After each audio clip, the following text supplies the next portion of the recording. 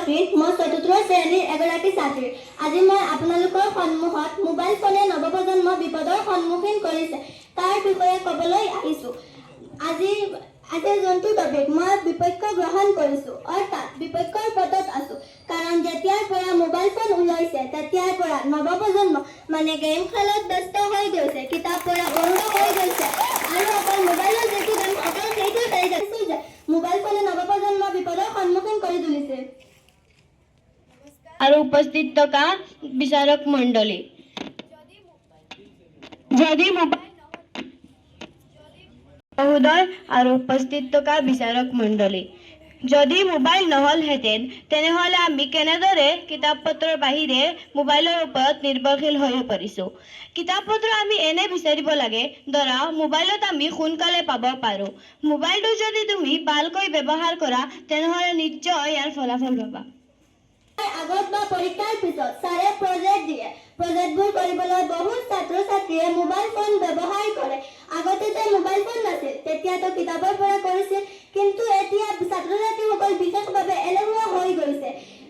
লগালগ কিবা এটা নোৱাৰিলে গুগলে চাৰ্চ কৰি লয়, তেতিয়া কম মাৰ্ক পায় আৰু তেতিয়া সিহঁতে অভিধানৰ ছাৰে এই শব্দটোৰ লগতে বেলেগ শব্দ শিকিব পাৰিলেহেঁতেন। গতিকে সেইকাৰণে মই ক'ব বিচাৰিছোঁ যে মোবাইল ফোনে নৱপ্ৰজন্মৰ বিপদৰ সন্মুখীন কৰি তুলিছে। মহোদয়, আমি যেতিয়া অফলাইন ক্লাছত বা এজন ছাৰৰ অৰ্থাৎ ফিজিকেলি ক্লাছ কৰিবলৈ যাওঁ তেতিয়া ছাৰহঁতে আমাক এবাৰ বা দুবাৰ বুজাই দিয়ে, কিন্তু বেছিকৈ বুজাই দিবলৈ যাওঁতে ছাৰহঁতৰো বহুত সময় নষ্ট হয়। কিন্তু সেই বস্তুখিনি যদি আমাক অনলাইন দি দিয়ে তেনেহলে আমি তাৰ পৰা বহুত সহজে শিকিব পাৰোঁ। অধ্যক্ষ মহোদয়, সপক্ষ দলৰ এজনে যে কৈছে মোবাইল নিজৰ ওপৰত ডিপেণ্ড কৰে। এতিয়া আমি এইটো নাজানো যে কোনটো শুদ্ধ কোনটো ভুল, কিন্তু এইটো ক'ব পাৰোঁ যে মোবাইলত 99.99% ভাল বস্তু আছে আৰু 1.1% বেয়া বস্তু আছে। কিন্তু সপক্ষ দলে এইটো প্ৰুভ কৰিব পাৰিবনে যে ল'ৰা ছোৱালীবিলাক 1.1% বেয়া দিশত নাযায়, 99.99% ভাল দিশত যাব? মহোদয়, আগৰ দিনত যেতিয়া মোবাইল নাছিল তেতিয়া ছাত্ৰ ছাত্ৰীসকলে পঢ়াৰ ওপৰত কিবা ডাউট থাকিলে তেতিয়া তেওঁ সম্পূৰ্ণৰূপে এজন শিক্ষকৰ ওপৰত নিৰ্ভৰশীল হৈছিল। কিন্তু এতিয়া মোবাইলত বিভিন্ন এপ, ছচিয়েল গুগল এপ আৰু সেই এপবোৰত চাৰ্চ কৰি পঢ়া অধ্যয়ন কৰিব পাৰে। ইয়াৰ পৰা মই বহুতো লাভৱান হৈছোঁ। সেইবাবে এই টপিকটো মই সম্পূৰ্ণৰূপে মানি লওঁ।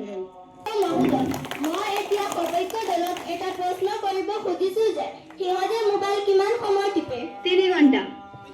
অধ্যক্ষ মহোদয়, সপক্ষ দলে এজনে যে কৈছে তেওঁ মোবাইল 3 ঘণ্টা টিপে, তেওঁ যদি সেই 3 ঘণ্টা মোবাইল নেদেখে কিবা কাম কৰিলে বা কিতাপ পঢ়িলে সিহঁতৰ ক্ৰিয়েটিভিটিটো বাঢ়িলে হয়। আজি মানুহ গ্ৰন্থমেলা চাবলৈ যায় কিন্তু কিতাপ নিকিনে। সেইকাৰণে মোবাইল ফোনে নৱপ্ৰজন্মৰ বিপদৰ সন্মুখীন কৰি তুলিছে।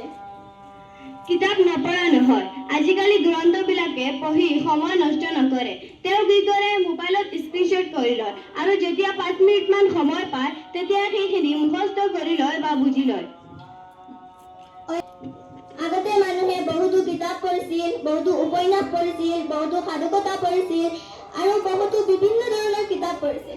কিন্তু আজিকালিতো কিতাপৰ চাহিদা কমিয়েই গৈছে, তাৰ ফলত মানুহৰ জ্ঞানৰ বিকাশটোও কমি গৈছে। আৰু যিমানে নহয় ক্ৰিয়েটিভিটিটো বঢ়াব খোজো। মহাত্মা গান্ধী কেতিয়াও নোলায়, শংকৰদেৱো কেতিয়াও নোলায় আৰু লক্ষ্মীনাথ বেজবৰুৱাও কেতিয়াও নোলায়। সংগীতসমূহৰ ভিতৰত ক'ব বিচাৰিলে বিষ্ণুপ্ৰসাদ ৰাভা আৰু ভূপেন হাজৰিকাৰ দৰে সুন্দৰ সংগীত আজিকালি লেডিজ ছিংগাৰেও ক'ব নোৱাৰে। অধ্যক্ষ মহোদয়, মোবাইল ফোনৰ পৰা আমি বিভিন্ন